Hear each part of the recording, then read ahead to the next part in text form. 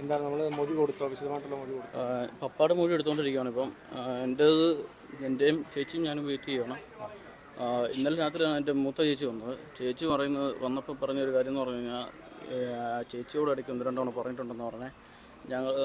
എൻ്റെ 2 ചേച്ചിമാരുടെയും കല്യാണ സമയത്ത് പപ്പ ഞങ്ങൾക്ക് 3 പേർക്കായിട്ടുള്ളൊരു ഓഹരി ഷെയർ കൊടുത്തിട്ടുണ്ടായിരുന്നു.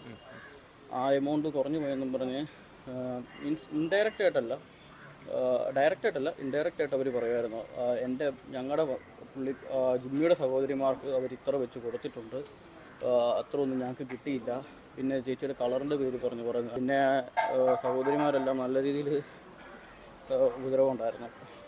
സഹോദരിമാരെല്ലാം വീട്ടിലുണ്ടായിരുന്നു? ചേച്ചിയുടെ കല്യാണം കഴിഞ്ഞിട്ട് ഒരു കോവിഡിൻ്റെ 2019 കോവിഡ് കഴിഞ്ഞ് കുറച്ച് കഴിഞ്ഞിട്ട് UK മൂത്ത സഹോദരി കെയർ വിസയ്ക്ക് പോയി. ആ മൂത്ത സഹോദരി ഇപ്പം അവിടെ വർക്ക് ചെയ്യുന്നുണ്ട്. ആ പുള്ളിക്കാരി കെയറായിട്ട് അങ്ങോട്ട് പോയി കഴിഞ്ഞിട്ട് പോകുന്നതിന് മുമ്പ് വരെ പുള്ളിക്കാരിയെ കെട്ടിച്ചു വിട്ടിരുന്നത് അറുന്നൂറ്റിമംഗലത്താണ്. അറുന്നൂറ്റിമംഗലത്ത് അവിടെ കെട്ടിച്ചു വിട്ട വീട്ടിൽ പുള്ളിക്കാരി പോകത്തില്ല. പുള്ളിക്കാരി ചേച്ചിയുടെ വീട്ടിൽ നിൽക്കുമായിരുന്നു. അവിടെ നിന്ന് പുള്ളിക്കാരിയും ഈ പുള്ളിക്കാരിയും അമ്മായിമ്മയെ കൂടി നല്ല രീതിയിൽ ചേച്ചീനെ ഉപദ്രവിച്ചിട്ടുണ്ട്.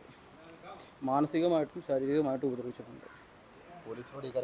ചേച്ചി ഞാൻ പറയും, പക്ഷേ ചേച്ചി ഇതിനു മുമ്പൊന്നും കംപ്ലയിൻറ്റ് ചെയ്തിട്ടില്ല. ഇത് പല കാര്യങ്ങളും എന്നോട് ചേച്ചി മറച്ചു വെച്ചിട്ടുണ്ട്.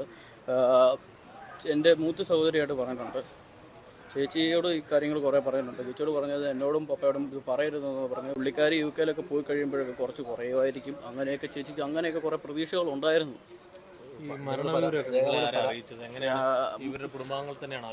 അത് മരണവിവരം അറിയിച്ചത് പപ്പ പുറത്താണ്, UK.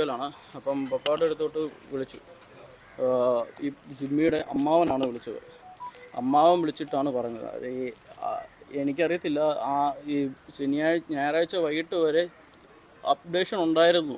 ഞങ്ങൾ എന്തെങ്കിലുമൊക്കെ ഒരു മീൻസ് എൻ്റെ വൈഫിനാണെങ്കിലും മെസ്സേജ് അയച്ചു. പിന്നെ ചേച്ചിയുടെ ഒരു ഫ്രണ്ട് എനിക്കൊന്ന് മെസ്സേജ് അയച്ചിട്ടുണ്ട്. പുള്ളിക്കാരിക്ക് ഒരു സ്റ്റാറ്റസിന് റിയാക്ട് ചെയ്തിട്ടുണ്ട് 6-11 വരെ. പക്ഷേ അത് കഴിഞ്ഞിട്ട് വേറൊരു ചേച്ചിയുടെ ഫോണിൽ നിന്ന് ആർക്കും അങ്ങനെ ഒരു രീതിയിലുമില്ല. ചേച്ചീനെ പപ്പായും ട്രൈ ചെയ്തു. ചേച്ചി വർക്ക് ചെയ്യുന്ന എറണാകുളത്തെ ഓഫീസിലെ ഒരു സ്റ്റാഫും കോൺടാക്ട് ചെയ്തു. പക്ഷേ ആർക്കും ചേച്ചിയായിട്ട് സംസാരിക്കാൻ പറ്റിയിട്ടില്ല. എൻ്റെ ബലമായ സംശയം ജിമ്മിയുടെ കയ്യിലായിരിക്കും ആ ഫോൺ ഇരുന്നത്. പിന്നെ എൻ്റെ മൂത്ത ചേച്ചി പറഞ്ഞത്, ചേച്ചിക്ക് ഈ ഓഡിയോയോ മെസ്സേജൊന്നും ചേച്ചി വാട്സപ്പ് ത്രൂ അയക്കത്തില്ല. ഇങ്ങനത്തെ പ്രശ്നങ്ങളുണ്ട്.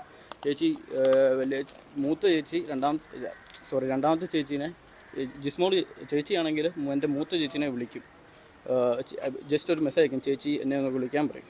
ചേച്ചി വിളിക്കുമ്പോഴാണ് ഇങ്ങനത്തെ കാര്യങ്ങൾ പറയുന്നത്. ഇങ്ങനെ പറയുന്നതിനൊരു റീസൺ എന്ന് പറഞ്ഞാൽ കുഞ്ഞേച്ചി പറയുന്നത്, ഫോൺ ജിമ്മി ചെക്ക് ചെയ്യും, എന്തെങ്കിലും മെസ്സേജ് ചെയ്തിട്ടുണ്ടെങ്കിൽ അതിൻ്റെ പേരിൽ പിന്നെയും വീട്ടിൽ പ്രശ്നമാകുമെന്ന് പറഞ്ഞു. ഒരുപാട് എപ്പോഴും പൈസ ഇങ്ങനെ ചോദിക്കുക, അങ്ങനത്തെ കേസൊക്കെ ഉണ്ടായിട്ടുണ്ട്. ഞാൻ പറയും, പപ്പ ഓൾറെഡി പറഞ്ഞിട്ടുണ്ട്. എന്നാലും ഞാൻ പറയും.